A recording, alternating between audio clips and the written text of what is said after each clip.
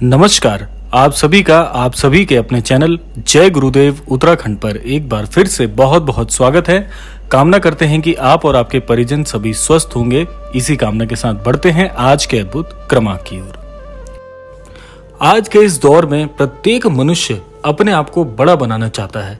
हर व्यक्ति की यही होड़ रहती है कि धीरे धीरे करके वो अपने जीवन को एक उच्च स्तर तक लेकर आए। लेकिन क्या आप जानते हैं कि जीवन का स्तर उच्च करने में भी बहुत से नियम कार्य करते हैं।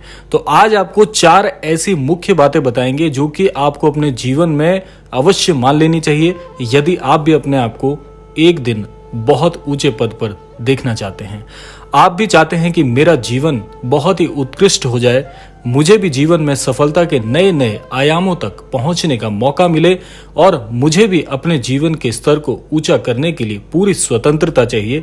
तो इसके लिए आज हम इस विशेषांक में आपको 4 ऐसे मुख्य कारक बताएंगे जो कि आपके लिए पूरी तरह से सहायक होंगे आपके स्वप्न को पूरा करने के लिए। तो आइए बढ़ते हैं आज के अद्भुत क्रमांक की ओर। आज के क्रमांक के अंतर्गत हमने 4 ऐसे मुख्य बिंदुओं को शामिल किया है जिनको यदि आप अपने जीवन का मुख्य नियम बनाकर चलते हैं तो निश्चित तौर पर आप अपने जीवन में बहुत तरक्की करेंगे। साथ साथ ही देखिए, हर सफल व्यक्ति के कोई ना कोई मुख्य उसूल होते हैं, मुख्य नियम होते हैं। तो इन नियमों को जानना आपके लिए भी उतना ही महत्वपूर्ण है जितना कि आप ये चाहते हैं कि मुझे जीवन में कुछ बहुत बड़े कार्य करने हैं। तो क्रमबद्ध तरीके से बढ़ेंगे आज के इस क्रमांक में। तो आइए बढ़ते हैं पहले उस मुख्य बिंदु की ओर जो कि अपने जीवन में आपको अपनाना परम आवश्यक है। देखिए, जीवन के कुछ ऐसे नियम होते हैं जो कि आपके लिए बहुत सहायक होते हैं। ऐसा ही एक नियम है कि आप जीवन में चाहे जो भी कार्य कर रहे हों, जिस भी कार्य क्षेत्र से जुड़े हों या जो भी आपके आय के स्रोत हों, वहां पर आपको एक मुख्य बात यह निभानी चाहिए कि कभी भी स्वयं के कार्य, धन, शक्ति और पद और साथ साथ में ज्ञान का बखान कभी नहीं करना चाहिए।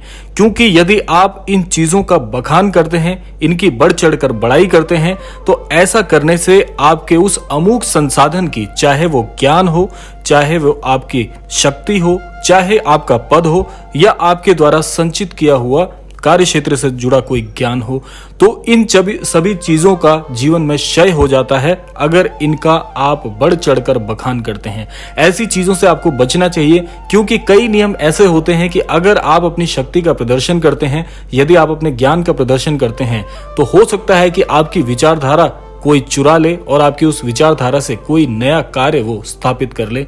इसीलिए इन चीजों का बहुत ही सीमित तरीके से आपको जीवन में इनको बताना चाहिए, अन्यथा ज्यादा बेहतर होगा कि आप इन चीजों का कभी भी किसी के सामने क्रियान्वयन होकर बखान ना करें।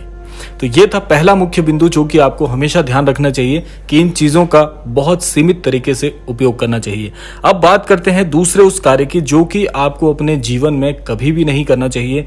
जीवन में अगर आप बड़ा बनना चाहते हैं तो आपके लिए एक चीज बहुत कार्यरत होगी कि अगर आप अपने जीवन में कभी भी किसी स्त्री, किसी दिव्यांग, किसी बुजुर्ग और किसी शिक्षक का यदि अपमान करते हैं तो आपके लिए सबसे ज्यादा क्षय का कारण बनता है। क्योंकि अगर इन जनों का आप जीवन में अपमान करते हैं तो उससे क्या होता है कि ऐसा करने से आपकी जितने भी संचित पुण्य कर्म हैं, जितना भी अभी तक आपने पुण्य कर्मों का संचय किया है, उसका धीरे धीरे क्षय होना प्रारंभ हो जाता है। आपको पता भी नहीं चलेगा और आपके द्वारा कमाए गए अच्छे कर्मों के द्वारा अर्जित किए गए पुण्य धीरे धीरे ह्रास में बदल जाएंगे और ये ह्रास इतना जबरदस्त होगा कि आप अपने जीवन में कभी भी दोबारा उठकर खड़े नहीं हो पाएंगे। क्योंकि कई बार ऐसा होता है कि मनुष्य अपने आवेश में बहुत से लोगों का अपमान कर देता है और बाद में उसे इस चीज के लिए बड़ा ही पश्चाताप होता है। तो उस पश्चाताप का कोई भी लाभ नहीं जिससे आपको बाद में अपने कर्मों के प्रति शापित होना पड़े। ये वो चीजें हैं जो जीवन में आपको बहुत ध्यान रखनी चाहिए। क्योंकि देखिए, जो हमारे शब्द होते हैं, जो हमारे वाक्य होते हैं, वो हमारे किरदार को, वो हमारे चरित्र का निर्माण करते हैं।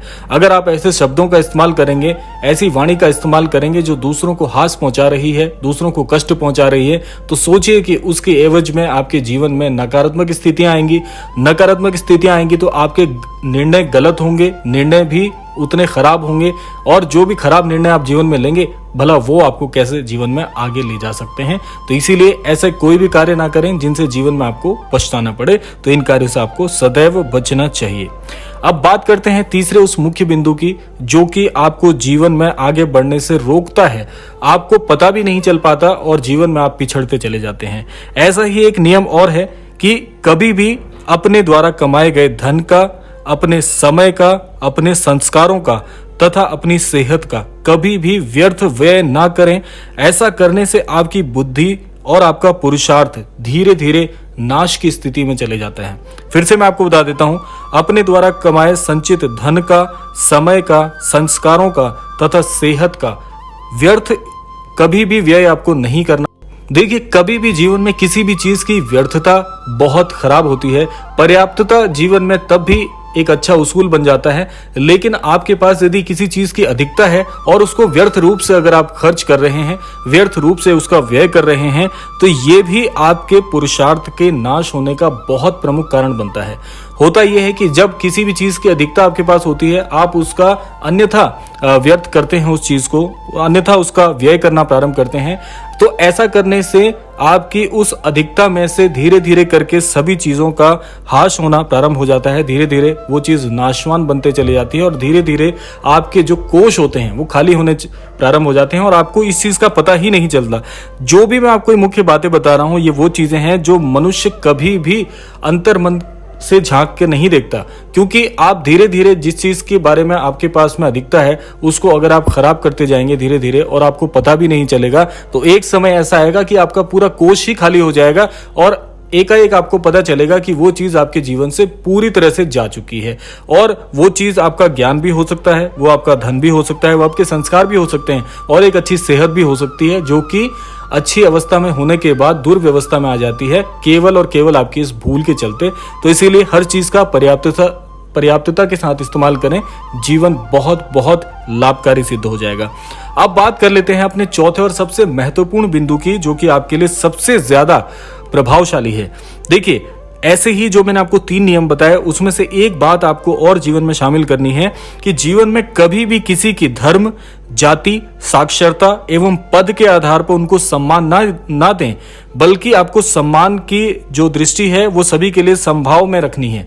यानी कि सभी को एक समान रूप से सम्मान देना आपको सीखना होगा, क्योंकि जिस आधार पे जब भी हमारी बुद्धि में ऐसी बात आती है कि यह तो उस पंथ का है, यह तो उस धर्म का है, यह तो उस जाति का है, यह तो इतना पढ़ा लिखा है, यह तो इस पद पर कार्यरत है, इसके आधार पर लोगों को सम्मान देना प्रारंभ करेंगे, तो इससे हम अपने जीवन में हर चीज को विश्लेषण के साथ देखेंगे। और जीवन एक ऐसी चीज है जिसमें हर बार विश्लेषण की पद्धति का इस्तेमाल नहीं किया जा सकता। तो सबसे अच्छी बात यह है कि सभी को समान दृष्टि से देखें, सभी को समान रूप से सम्मान प्रदान करें। और सम्मान सभी का होता है, चाहे अमीर हो, चाहे गरीब हो, चाहे पढ़ा लिखा हो, चाहे अनपढ़ हो। इसीलिए सम्मान सभी को बराबर दृष्टि से दें। इससे आपको जीवन में सबसे बड़ा लाभ क्या होगा कि यह समाज ही आपको एक दिन बहुत बड़े पद पर पदोन्नत कर देगा और जो चीज आप चाहते हैं वो सब कुछ आपको मिलेगा। क्योंकि ईश्वर भी एक ही बात कहते हैं, जो व्यक्ति सभी को समान दृष्टि से देखते हैं, ईश्वर ऐसे व्यक्तियों के जीवन में सुख और दुख को भी समान दृष्टि से प्रेषित करते हैं।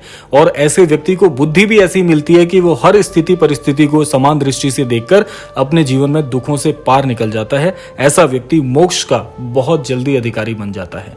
तो ये थे वो 4 अद्भुत नियम जो कि अपने जीवन में आपको शामिल करने चाहिए।